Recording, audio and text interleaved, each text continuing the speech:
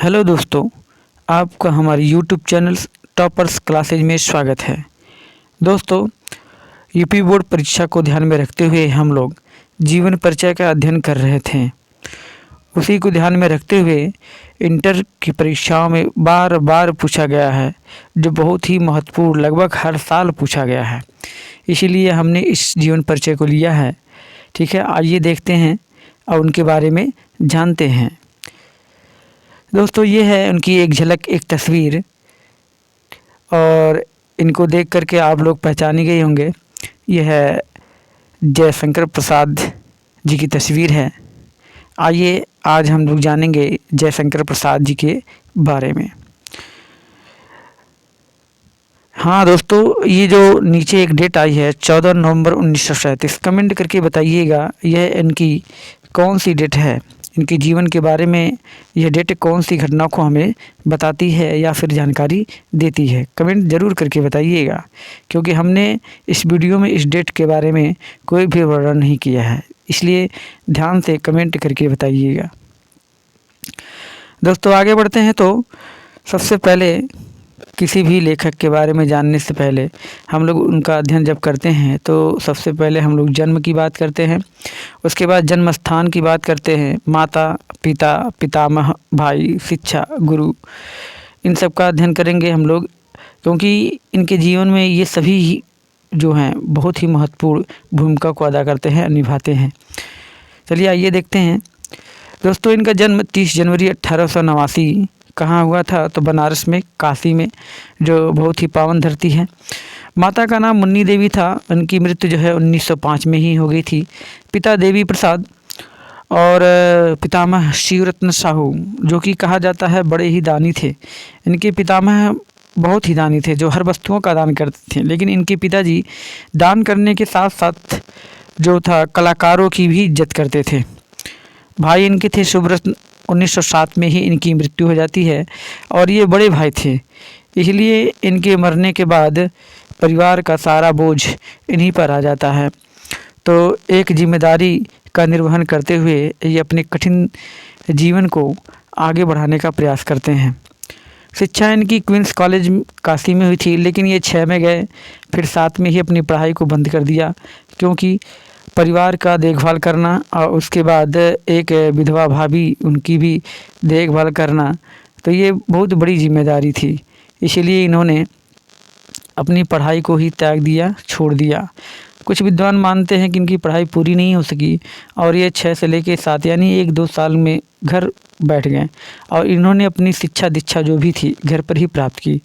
गुरु के बारे में इनके अगर देखा जाए तो बड़ा ही अपवाद है।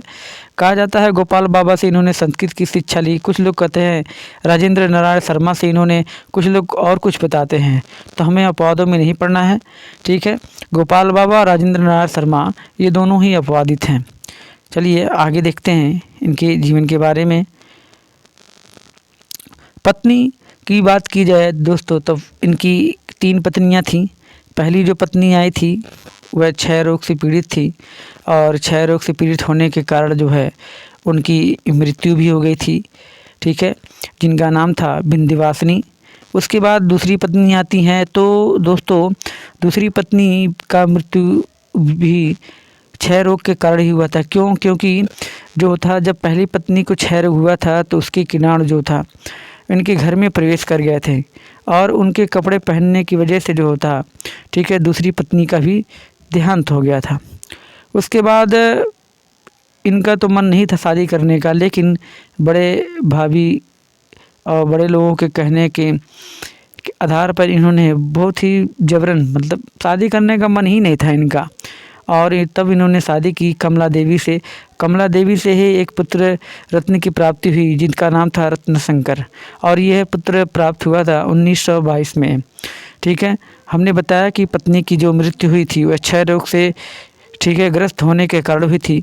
भाषा दोस्तों इनकी बात की जाए तो भाषा में ये ब्रज, खड़ी बोली और संस्कृत, हमने बताया कि इनकी शिक्षा जो है घर पर ही प्राप्त हुई थी। शैली में बात की जाए तो वर्णनात्मक, भावनात्मक और आलोचनात्मक। युग की बात करें तो भगवान शंकर की छाया में सब हैं, इस ट्रिक से आप याद कर सकते हैं, ये छायावादी युग के थे। ठीक है, और इन्हीं के समय में जो है द्विवेदी युगीन और भारतेंदु युगीन भी आया था।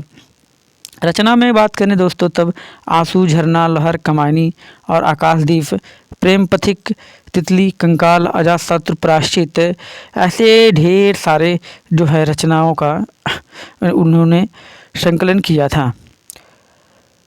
और दोस्तों बाद में कहा जाता है कि जो है इनकी मृत्यु भी क्षय रोग के कारण से हुई थी, क्योंकि घर में कीटाणु का प्रवेश कर लेने से जो होता है, वस्तुओं को छूना या फिर पहनना ओढ़ना प्रयोग में लाने से भी उसके कीटाणु फैल जाते हैं। तो बाद में ये जो है एलोपैथिक, होम्योपैथिक, उसके बाद जो है दवा कराते रहे, लेकिन उसका कोई असर नहीं पड़ा। बाद में इनकी मृत्यु हो गई। और कमेंट करके ज़रूर बताइएगा कि इनकी मृत्यु किस सन में हुई थी। चलिए, ये रहा आपका जयशंकर प्रसाद जी का जीवन परिचय। दोस्तों थैंक्स फॉर वाचिंग, और ये हमारे चैनल को आपके सपोर्ट की बहुत ही ज़रूरत है, तो हमारे चैनल को लाइक, शेयर और सब्सक्राइब करना ना भूलिएगा, क्योंकि आप ही के भरोसे पे हैं हम, और आप लोगों का सपोर्ट रहा तो फिर एक से एक और अच्छी से अच्छी वीडियो ला करके हम आप लोगों के पास देंगे। तो आज हम लोगों ने जयशंकर प्रसाद जी के बारे में जाना है। आई होप आपको ये वीडियो अच्छी लगी होगी। अगर अच्छी लगी होगी तो दोस्तों तक शेयर करना ना भूलिएगा। धन्यवाद।